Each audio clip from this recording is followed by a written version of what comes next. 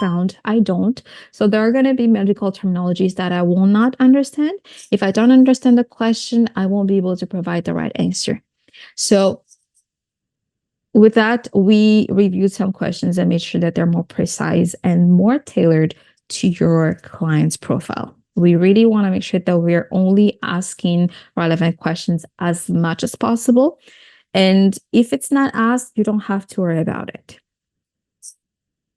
So it is designed to be fast.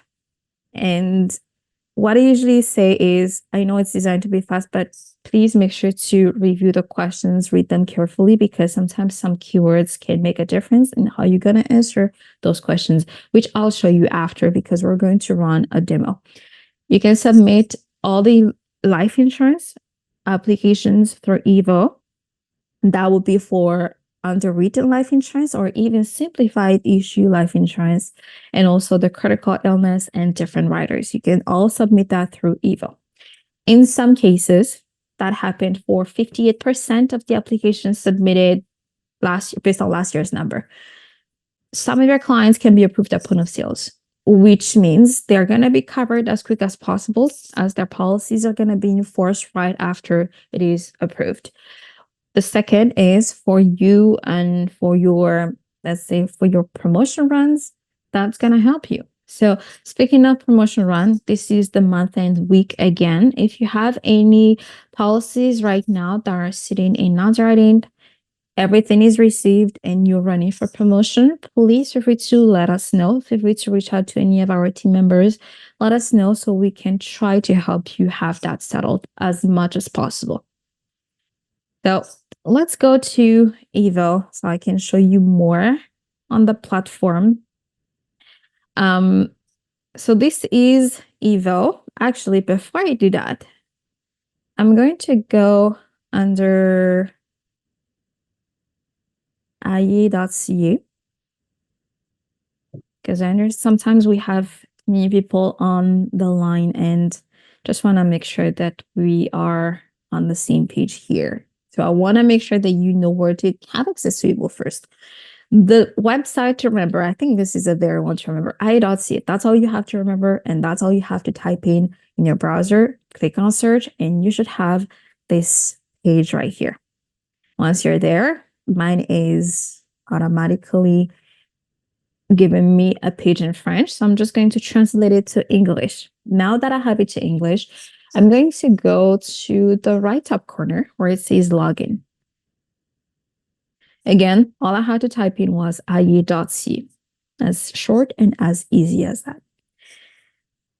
Right here, we have different section. So under login on the left-hand side, that's for the client. So that is not for you. That's only for you if you have a policy on your, for you as the insured. But for you as the advisor, you have to go under business space and go under advisor center. So you can click on advisor center. And now that you have this page, a few things. If you don't have an account yet, you have to click on register.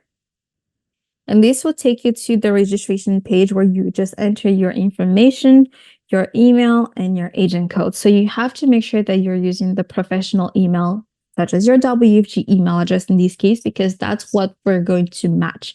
If it doesn't match with what we have in the system, you probably won't be able to continue. Then your agent code, and then once you continue, it's going to ask you to create your password, security questions, and so forth. So that's how you register. Once you're registered, you can sign in. And once you're signed in, you will have access to Evo Savings Platform, Evo Insurance Platform, as well as Assurango, and you'll be able to launch any of them. Now, once that is done, and you access Evo, once you have launched Evo, you have a homepage that will look like this. What's new will give you all the updates that we have. Under My File, you have the old files that you worked on. It's probably, some of them are probably still at the illustration stage. Others can be at the application stage.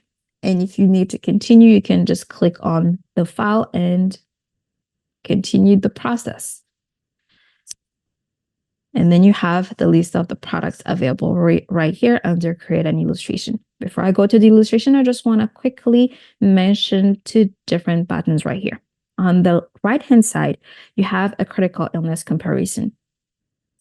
This is a tool when you're submitting, before you submit a CI application, it's a tool that helps you calculate how much the client would have to pay based on how much they want to apply for, or even if you want to do reverse calculation based on a client's budget, how much coverage would they get? And that will show you the information for each different type of plan for CI.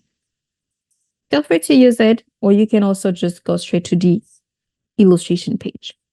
The other button that I want to mention here is make any change. This is not always talked about because it's not something that you use at time of application when you meet up with a client. It's something that you would use after. So if there is any change that you want to make to a contract that's already in force, this is where we will recommend you to go to. So make any change instead of completing a PDF form as much as possible. When you click on make any change, you're going to be asked to enter the policy number. And based on that particular policy number, the system is just going to pre-populate the questions and the requirements, any applicable requirements for you. So there's not going to be any guesswork. It also minimizes any delays. If you're doing it on a form, the form is not going to tell you if there is any missing information or invalid information. When you're doing it electronically, it's going to be very intuitive. So it's going to tell you exactly what's going to be the next question, what information is missing, or what information is invalid. It's going to tell you to correct it before continuing. So there's going to be less risk of errors, which is going to minimize any delay in processing and avoid back and forth with our team. So this was also designed to help you save time. Now, for the illustration, you want to submit a new application, you have to select a product. For today, I'm going to select Universal Life Insurance. I'm just going to pick any cost type of insurance here. So because this is not a product you need, I'm not going to focus on the features of the product itself. I'm just going to use Universal Life to show you different items that need to be completed, because with Universal Life, we have many options that you can choose from. And I just want to show you as much items as possible. The first thing I would say when it comes to complete an application, an illustration would be go from the top to the bottom. And on the left-hand side, you also have your guides. So you have everything that needs to be completed if applicable. Some of them are not mandatory, and I'll show you which ones.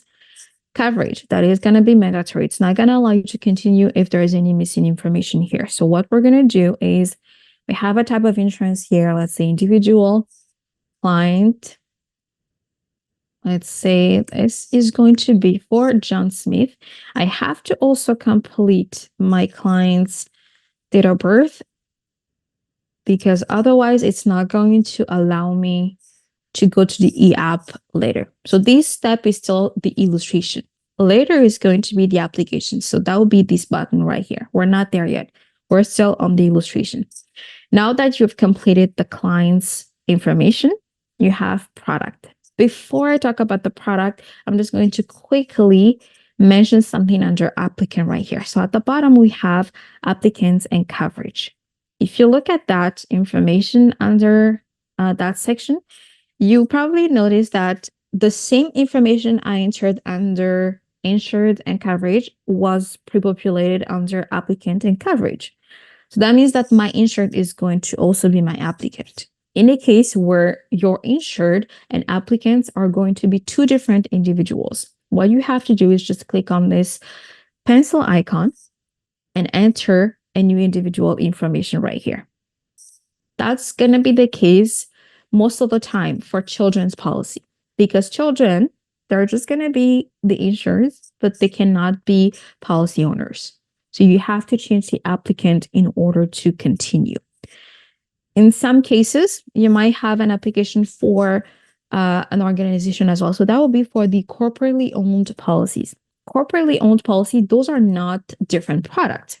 We're using the same exact product. So you can do it for universal life, for term life insurance, whichever you prefer, but just make sure to change the applicant and replace that with an organization. And that's how you change it. If it is an individual, just take it back to individual. And this one, I'm just going to say John Smith is going to also be the applicant. Once that is done, just review the product that you want to apply for, select your death benefit type, the class type of insurance, if you have any choice for this one, because I have face amount only, it only gives me one option. If I have face amount plus fund, I have different options available. Change your face amount if you need to change it, and then your interest rate.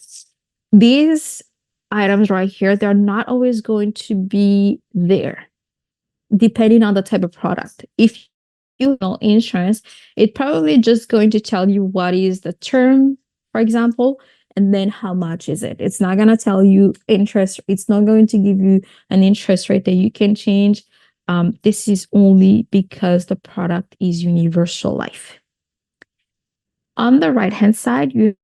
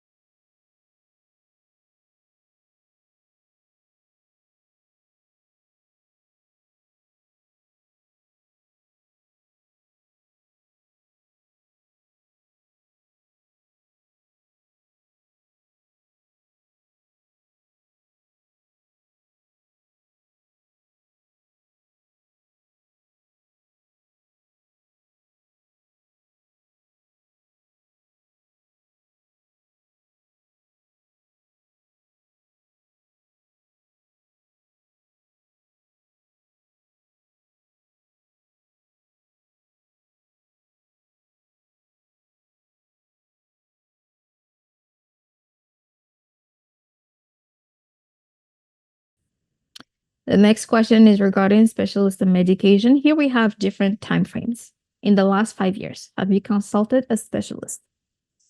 If it happened 10 years ago, just say no to that question. Medications, this is now in the last year. So we have two different time frames on one page right now. Very important to read them. And also another keyword that can make a big difference here. We're asking you about the medication, but we're asking if that was prescribed for more than 30 consecutive days. If it was only for 10 days and then you had to stop, and then another 10 days you had to stop, this is going to be no. We're only asking in the last 2 years and if it was prescribed for more than 30 consecutive days. The next question is regarding neurological and mental health. So I'm going to go a little bit quicker here. Most of them, you actually just need to get the information from the client. But I will explain if it's something that I feel like I need to highlight. The other one is regarding musculoskeletal system. It's really hard to say. General condition.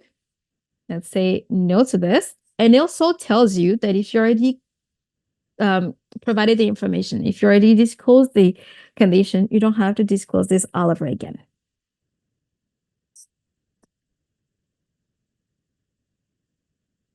I'm going to address quickly a question that's in the chat is, can clients with refugee status obtain life insurance? That's a very good question. I think that's because I showed the client status earlier. It's going to depend on what kind of refugee status they have. Some of them will still be claimant refugees, and the other ones will be confirmed as in conventional refugees. If the client is still a claimant refugees, unfortunately, we cannot give them life insurance or any insurance with us. If the client is accepted, meaning conventional refugee, then we can give them any amount as long as it makes sense financially. So that's what we give. That's the update that we made.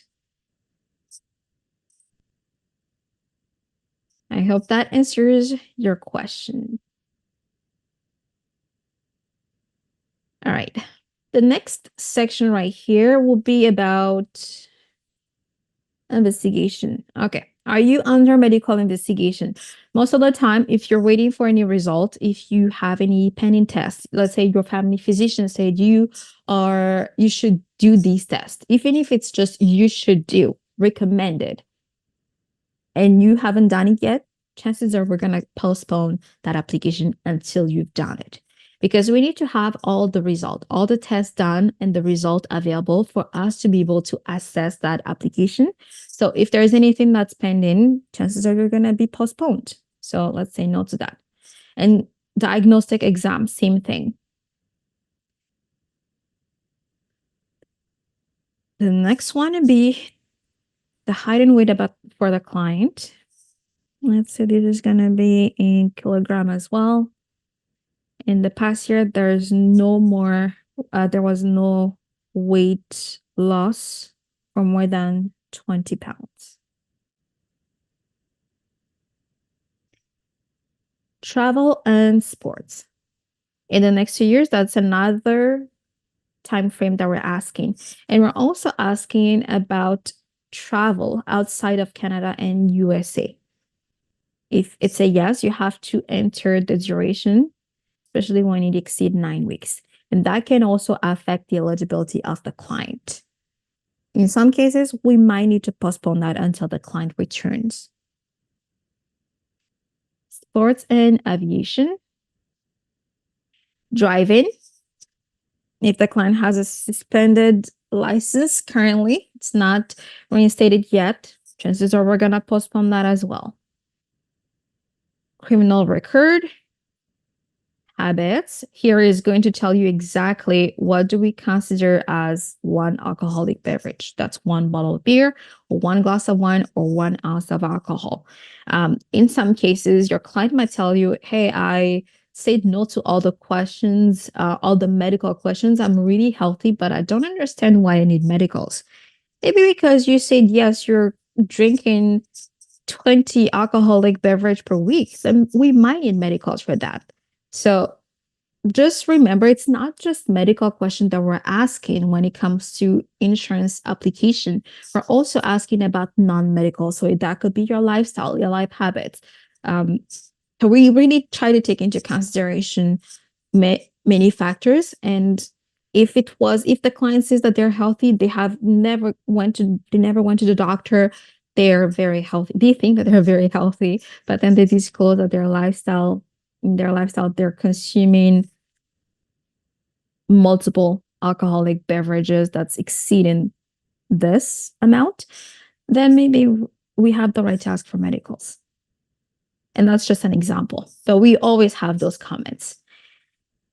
In the past 12 months, have you used marijuana, cannabis, or hashish? This is exactly the reason why I said earlier that a client that's using marijuana sometimes can qualify for the non-smoker rate. If they don't mix it with tobacco, they actually can qualify for non-smoker rate. But it doesn't mean that we don't take that marijuana use into consideration. We're still going to take it into consideration, and this is where we're asking the question. They can be rated depending on how much marijuana they're using.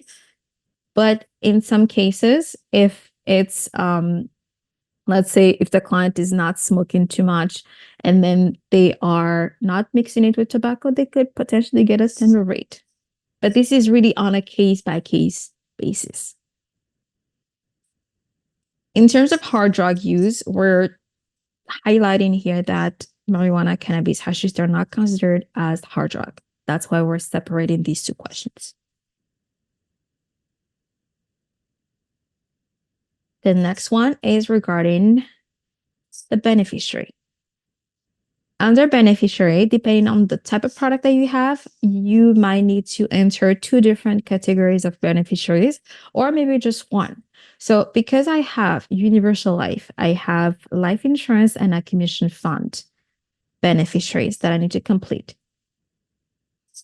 If you have, let's say, a term life insurance or something that's more traditional, when it's more traditional, it only gives you one component, and that is insurance component. So you only have one category of beneficiary, but it doesn't mean you only have to add one individual. You can absolutely split that between different individuals.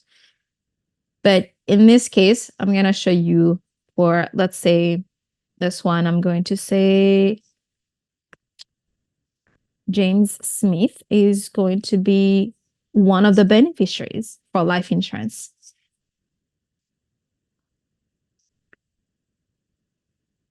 And he is the brother. If he was going to be the only beneficiary for life insurance, I would have left this at 100%. But if he's going to split it with a different individual, let's say he's going to split this with his sister, I'm going to enter a percentage that's going to allow me to add another beneficiary after. So let's say 70%. It doesn't have to be 50-50. Now that I entered James Smith information, just to help and make this much cleaner, I have this small error right here. And I know there is a lot of, I have multiple buttons here: add an individual, add an organization, add an individual, and add an individual again. Which one should I use to add the second beneficiary for life insurance? So I'm going to click on this arrow right here to minimize this section and make it cleaner, and add another beneficiary. This is where I'm going to enter my second beneficiary information. So let's say Sarah Smith. She's the sister. And she's going to get the remaining percentage. Let's say 30% in this case. Yes, and save. Under Sarah Smith or James Smith, under any beneficiary, you can add contingent beneficiary or trustee. But if you don't want to add anything anymore, so now it's already 100%, I think the allocation is complete, I can move on to the accumulation fund beneficiary. The accumulation fund beneficiary is only here because of the product. Again, universal life, because it has a savings component. We also want to ask you the savings component, where do you want that to go upon death?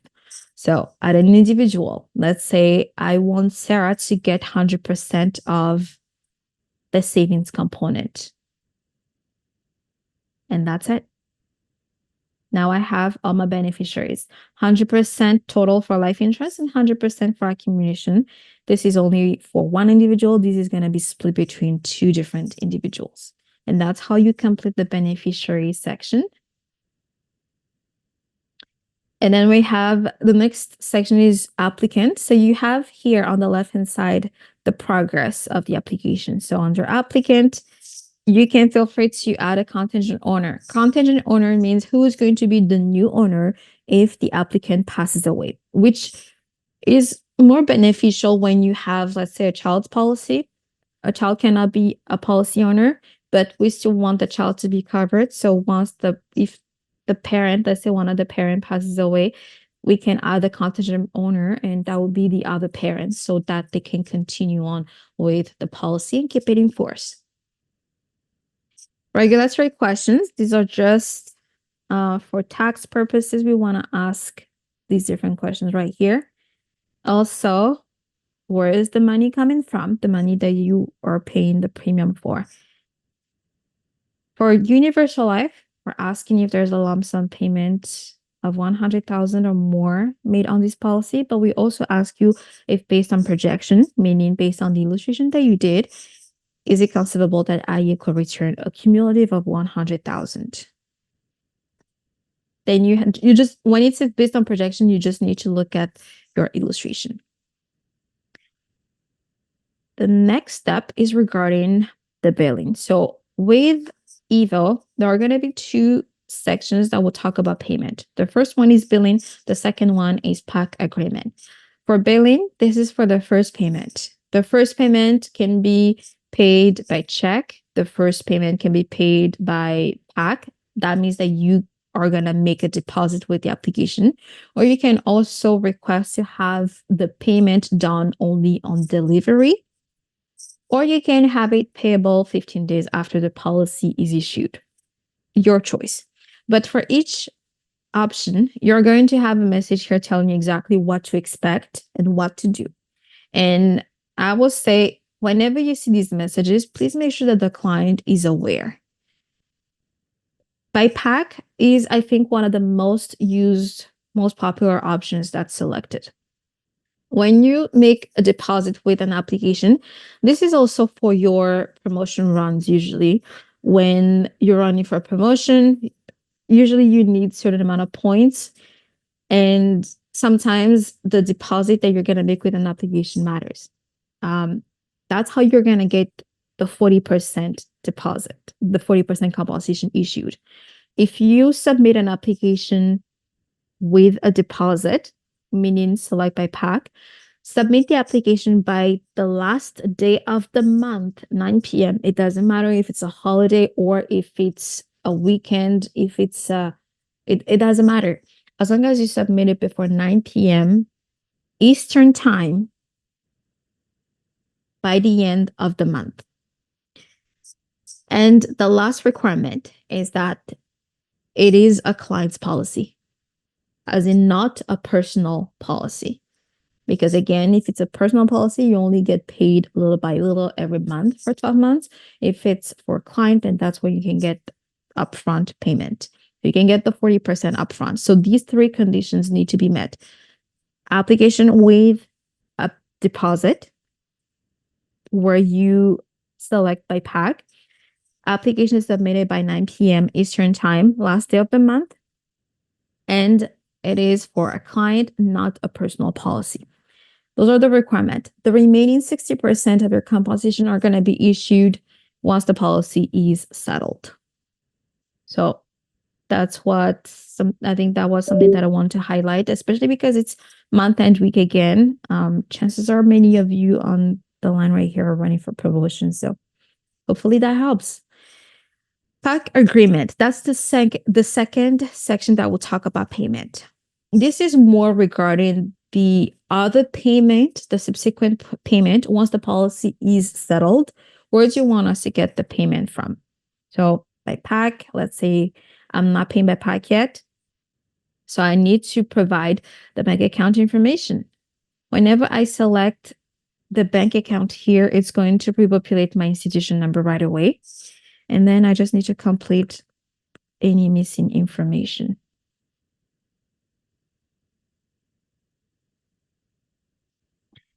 And you can select the date of withdrawal or effective date of the contract.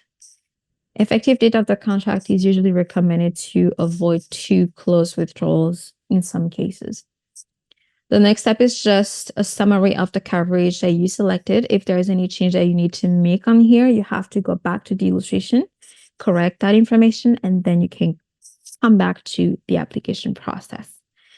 Next is regarding the requirement, if applicable. In this case, it's not telling me that I have any requirement yet. If there is a requirement, it's going to tell you to select which company you want to have it done with. It's also going to ask you if there's already a medical done with a different company. Let's say you've done it with a different company in the past, and we can maybe share medicals. So this is where you're going to provide all this information if any medical requirement is to be added. And then we have a linked application. This is more for clients who either they have another application submitted and they want to match the information so we know where to get the information that they already provided. If you remember, when I completed the application earlier under declaration of insurability, I said you can say that there is already an application submitted in the last 12 months, so you don't have to provide the declaration of insurability all over again. This is where you can link the application. So you add the application here, you add the application number. Once you have that added, we know exactly where is the information that you provided, so you don't have to provide that twice. The other linked application right here is for different individuals. For example, you have two different family members or two business partners, but they want to have their applications issued at the same time.